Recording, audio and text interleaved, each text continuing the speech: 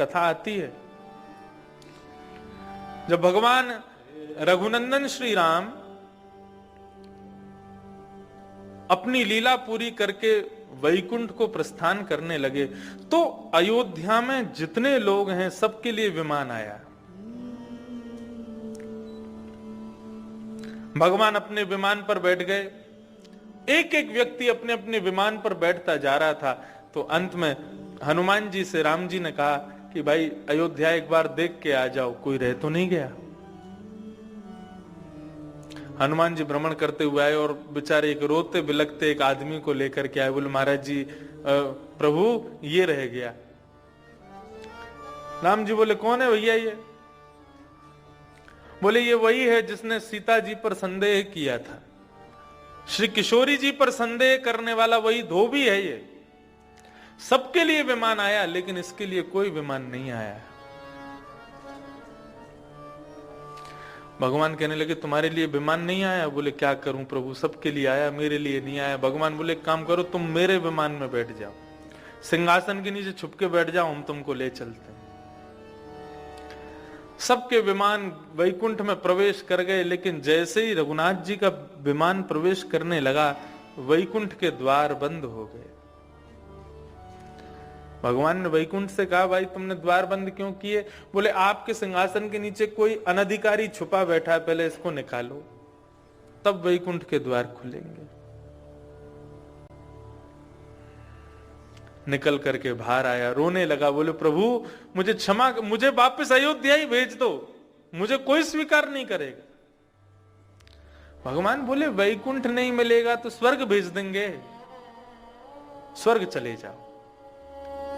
इंद्र ने स्वर्ग के द्वार बंद कर दिए। माफ कीजिए प्रभु, गुरु का अपमान करने वाला, सीता जी लक्ष्मी हैं और लक्ष्मी हमारी आचार्य हैं, उनका अपमान करने वाला कोई भी हो, स्वर्ग में स्थान नहीं है उसके लिए।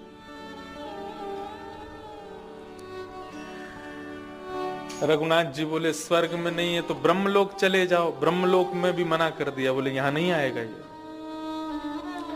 शिवलोक कैलाश में भेजा, बोले कैलाश चले जाओ। रघुनाथ जी ने भगवान शिव से कहा तुम आप भूतों को आश्रय देते हो, ये मानव है, इसके लिए वैकुंठ के द्वार बंद हो गए, स्वर्ग के द्वार बंद हो गए, आप तो स्वीकार कर लो। शंकर जी कहने लगे मैं भूतों को स्वीकार कर सकता हूं, लेकिन आचार्य की अवहेलना करने वाले को तो शिवलोक में भी स्थान नहीं, मना कर दिया। सब स्थानों से मना हो गई तो अंत में एक ही स्थान बचा, नरक। भगवान श्री राम कहने लगे देखो तुम घबराओ मत, हम यमराज को बोल देंगे तुमको कोई यातना नहीं मिलेगी, लेकिन नरक में रहने को तो मिलेगा, चले जाओ।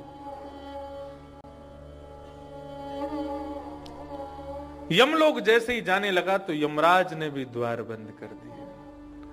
बोले अब तो यही लोक बचा है, यमलोक। हे नाथ कोई बात नहीं, मैं यमलोक ही चला जाऊंगा। नहीं कोई बात, तुम यमलोक चले जाओ, पर यम यातना तुमको नहीं भोगनी पड़ेगी, वहां रहने का स्थान तो मिल ही जाएगा तुमको।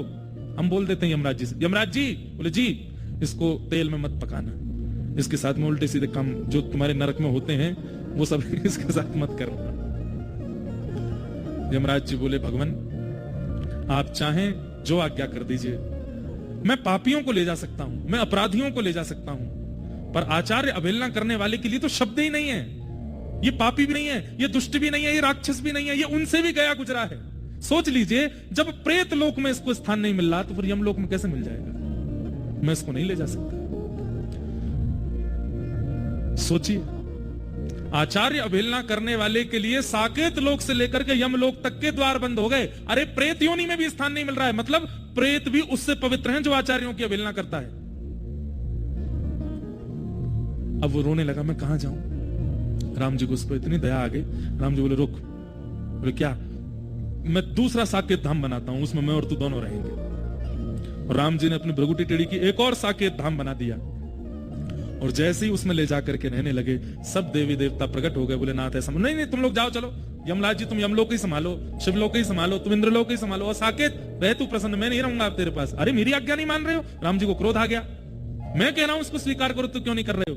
बोले भगवान आप जिद कर रहे हो कि स्वीकार करो स्वीकार करो स्वीकार करो, आपने एक बार भी ये क्यों नहीं पूछा कि ऐसा ये क्या करे जिससे इसका पाप नष्ट हो?